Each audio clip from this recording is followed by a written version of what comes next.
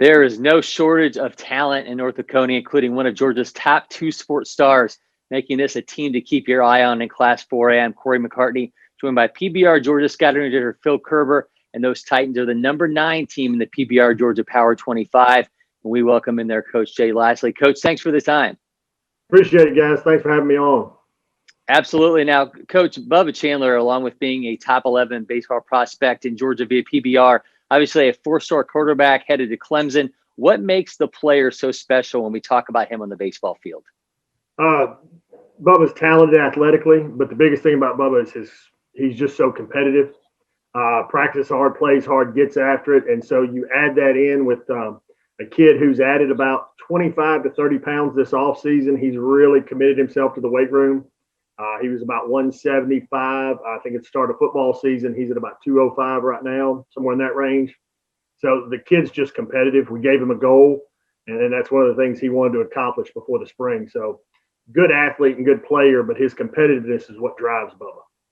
As a follow-up there, Coach, we often hear about people preaching against specialization for young athletes. And when it comes to coaching a guy who embodies that and has those abilities in football and in baseball, what goes into coaching a multiple sports star like that? It takes a lot of people. We're lucky here that our football staff understands that Bubba's a baseball player, football guy. We work really well together. We have a phenomenal strength coach who helps Bubba to kind of manage what he's doing and his workload in there. So he's doing what he needs to be done to get ready for the spring and the fall. But it's a lot of communication and it's a lot of dedication on Bubba's part to make sure that he's giving his all to football during football season and ready for baseball when the season rolls around. Coach, I wanted to get into your pitching staff a little bit. Obviously, you got Bubba, but you've got an absolutely litany of arms that you can roll through. You know, Joe Waddell, Ben Stewart, and Gavin Black, who are two of my favorite arms in the 22 class. I mean, Stewart's been on a meteoric rise. I think he was 82 early in the summer, and you put in that he's up to 92 now. And then Gavin Black, another low 90s arm with some incredible spin rates on his breaking ball. And then you've listed a bunch of newcomers, too, that are mid-80s guys. How are you going to manage all of these arms? Early in the season, I mean, that's not going to be a problem. We'll keep everybody on a tight pitch count, run 3 to 4 guys out there in a game just to see what they can do. But the big thing we've been preaching to our guys is it's about competition and production. If you have a bad outing or you have a bad bullpen, there's going to be a guy waiting to take your spot. We've got some guys who you didn't mention who are really hungry, pitching really well right now in inter squads. And so that's one of the big things for us and our coaching staff and our pitching coach, Tom Dimitroff, is preaching competition, preaching production. Go out there and do your job, because if you don't, there may be a guy who takes your spot and you just get Wally pipped. Coach, obviously Cale Strickland, your catcher, the son of Georgia coach Scott Strickland, a ton of potential there in this kid. But what does a coach's son bring to the table, being it seeing the game differently, just knowing nuances of the game that sets him apart from another player? As a coach, lots of times you'll do situations like you'll say, hey, what do we do right here? What do we do here? Cale's not allowed to answer during those times because it's almost like a member of your coaching staff, like just giving the answer.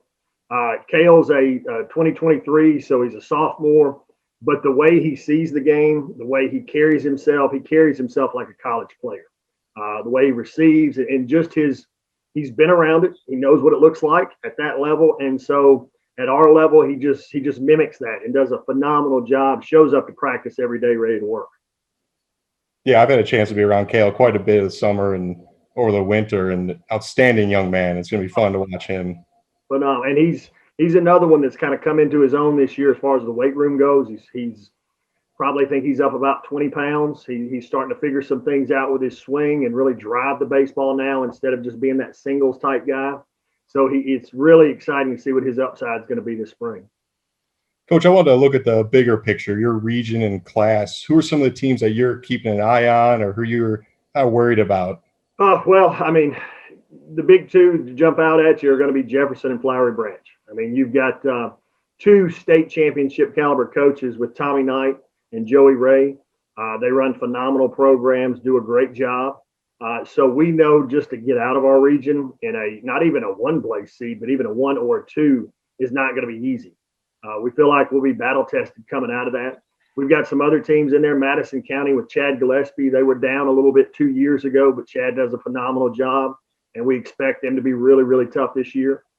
So it's one of those things where there's not a lot of breaks when it comes to our region. You're going to have to compete. And just to get out of there, and whoever is the region champ out of our region is battle tested. And let's, like Tommy Knight and I at Jefferson talked about, I mean, there's a very good chance that you could see somebody from our region in the playoff down the line. So it should be a lot of fun. We're just excited to be back on the field, excited to be playing baseball, guys. Well, certainly a number of high-profile players on this team. And while you had some success last year, expectations certainly ratcheting up for 2021. What's the message to the players as you try and deliver on those this upcoming season? The big thing right now is win, and not win as in the sense of games, but what's important now. That's one of our big talks. It is just focus on what's in front of us right now. Today we've got a scrimmage. Let's be the best we can be in that scrimmage. Yesterday we were inside hitting. Be the best right then, because I think a lot of people are saying what we are, and it's like I told the guys, until we start playing, you hadn't won a game yet, you haven't done anything, so let's just focus on this thing day by day, and just what's important right now. Let's dominate that situation, and things will take care of themselves. Well, obviously, just keeping it simple, Coach. We appreciate it, and what's the best of luck to you and the Titans in the upcoming season. Well, Brian, guys, thank you all for all you do for Georgia and these high school kids and getting that information out there. Phil does a phenomenal job. I just want to thank you all for everything that you do for our kids at the high school level. Well, Coach, thank you so much. We appreciate it. No problem. Thanks, guys. See you, Phil. See ya.